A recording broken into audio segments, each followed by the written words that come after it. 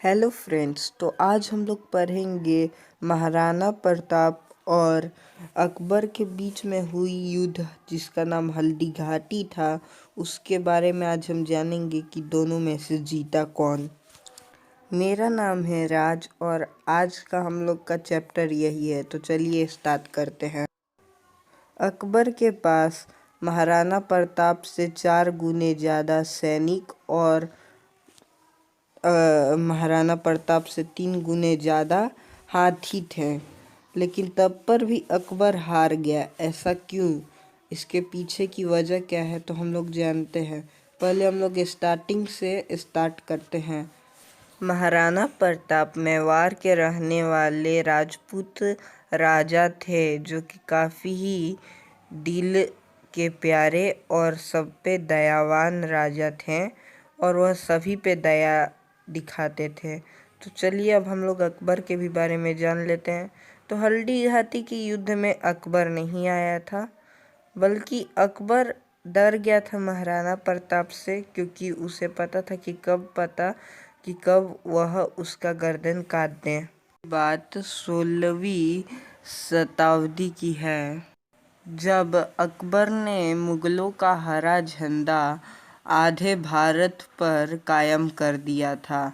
मुगल बहुत ही ताकतवर थे, लेकिन उनके इतने बड़े साम्राज्य के बीच में केवल एक छोटा सा साम्राज्य आ रहा था और वह था मेवाड़। मेवाड़ के राजा राजपूत राजा उदय सिंह सेकंड थे, जो कि बहुत ही ताकतवर और न्यायप्रिय राजा थे।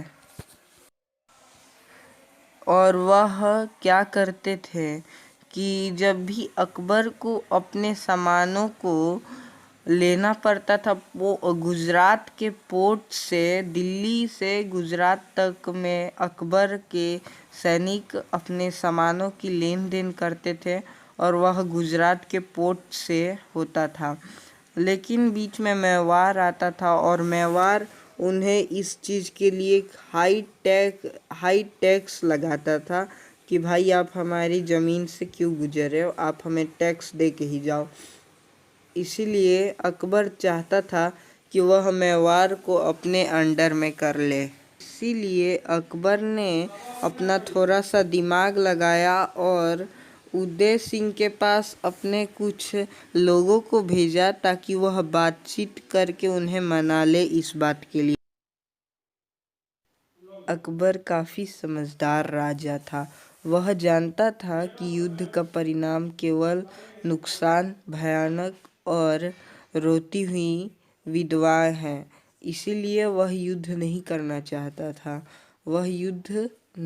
चाहता था और इसीलिए उसने बातचीत करके सब कुछ माहौल ठंडा करने का सोचा। और उसने सोचा कि अगर मैं अपना शादी या ट्रेडिंग या फिर ऐसे ही दोस्ती कर लूँ तो शायद बात बन सकती है, मुझ पे उतना टैक्स नहीं लगेगा और राज्य मेरे अंदर आ भी जाएगा। इसीलिए वह चाहता था कि युद्ध ना होए। उसने अपने कुछ लोगों को मेवाड़ के राजा उदय सिंह सेकंड के पास भेजा था, परंतु मेवाड़ के राजा ने उनका प्रस्ताव ठुकरा दिया और कहा कि हम आपकी बात नहीं मानेंगे। जिसके बाद तो अकबर को गुस्सा आ गया और अकबर ने कहा आक्रमण। और फिर अचानक ही उसने चित्तौड़ पे 1568 में हमला कर दिया, जो कि मेवाड़ की राजधानी थी। और इस हमले में काफ़ी ज़्यादा जान माल हुआ था, जिसके चलते 40,000 बेगुनाहों को अपनी जान गंवानी पड़ी और बहुत सारी औरतों ने जौहर ले लिया वहाँ पर। जिसके बाद राजा के सैनिकों और मंत्रियों ने उन्हें और उनके परिवार को सुरक्षित दूसरे जगह पे भेज दिया गया और इसी के साथ द कैपिटल ऑफ मेवाड़ ख़त्म हो गया था बहुत ही बुरी तरीके से। और उसके बाद से इन सभी का असर एक छोटे से राजकुमार प्रताप पे पड़ा, जो कि बड़ा होके अकबर के लिए सबसे बड़ी परेशानी बनने वाला था, क्योंकि वह महाराणा प्रताप था। अब सवाल ये आता है कि महाराणा प्रताप से भी 4 गुनी ज़्यादा सेना, 3 गुने ज़्यादा हाथी, तो फिर अकबर हारा कैसे? अभी हम लोग महाराणा प्रताप की खासियत जान लेते हैं पहले।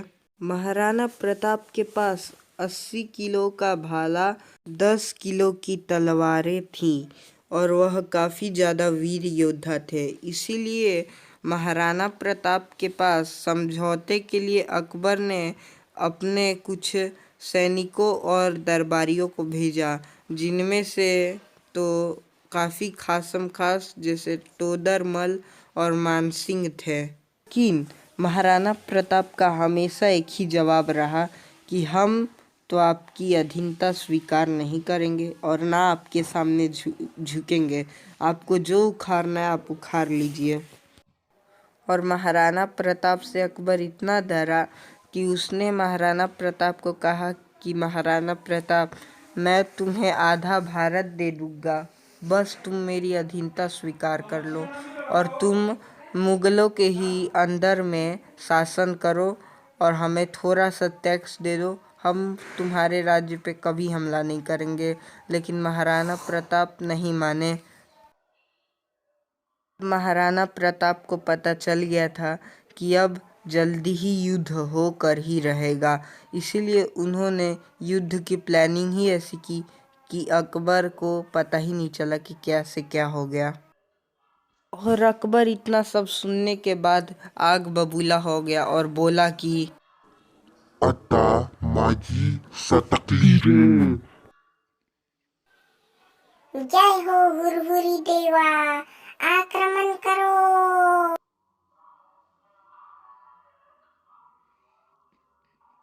और अकबर अपनी लाखों की सेना लेकर हल्दी घाटी में आ गया। हालांकि अकबर नहीं आया, अकबर अपने सेनापतियों को भेजा और फिर यहीं से battle of Haldi Ghati start हुई, जो कि बिगेस्ट वॉर थी मेडाइवल पीरियड की। अब तब पर भी क्यों अकबर हार गया, जब उसके पास ज़्यादा बड़ी सेना थी, महाराणा प्रताप से 4 गुनी ज़्यादा बड़ी सेना और 3 गुना ज़्यादा हाथी, और बोनस में महाराणा प्रताप का भाई भी अकबर के सपोर्ट में था। लेकिन तब पर भी महाराणा प्रताप ने अकबर को हल्दी घाटी की मिट्टी को चटा दिया था।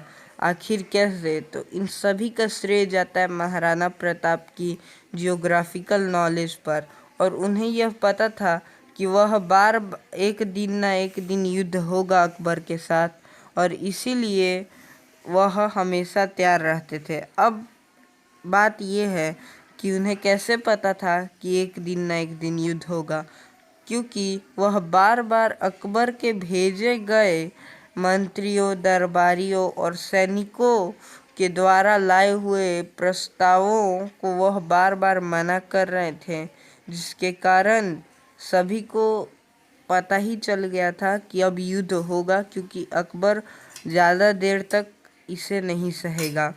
और इसीलिए उन्होंने एक चाल चली। उन्होंने क्या किया कि उन्होंने अकबर के दरबारियों को भी कुछ को खरीद लिया और अपने साथ मिला लिया, और अपनी सैनिकों को उन्होंने मोटिवेट किया, और उन्होंने देखा कि हल्दी घाटी का जो रास्ता है वह काफ़ी पतला है, जिसके कारण एक ही सैनिक एक बार में अंदर आएगा।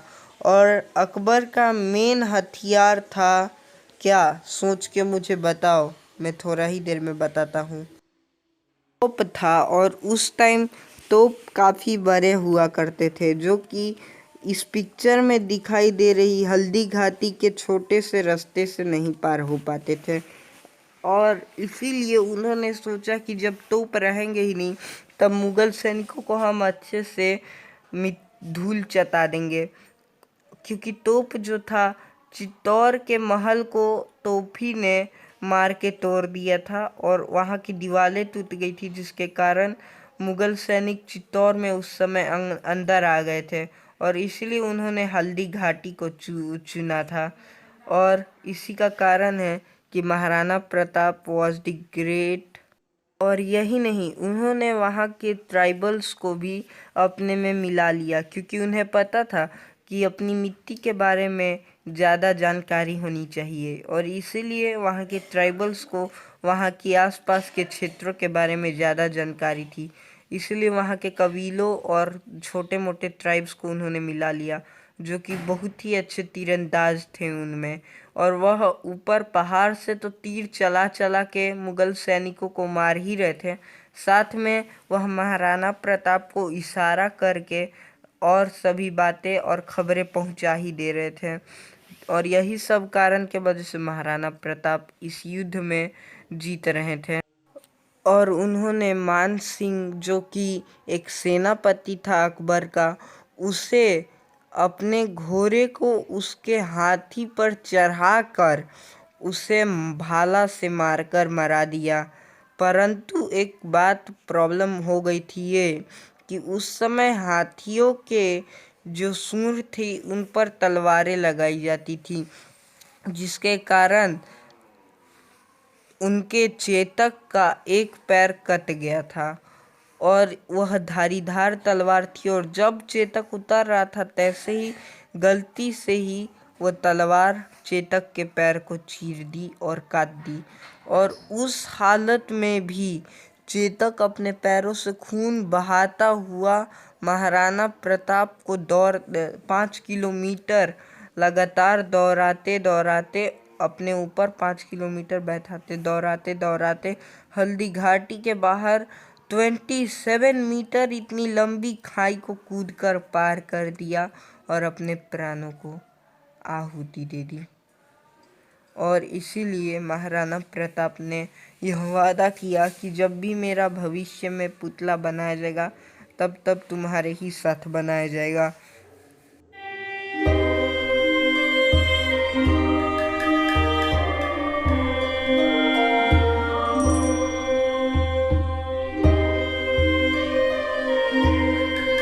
लेकिन अभी भी एक सैनिक जो कि सेनापति था वह बचा था, और वह था बहलोल खान।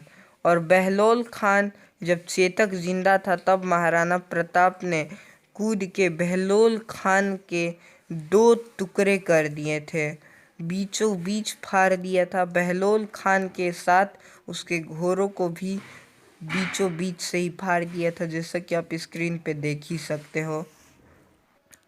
यह नज़ारा देख के सभी मुगल सैनिक डर गए थे।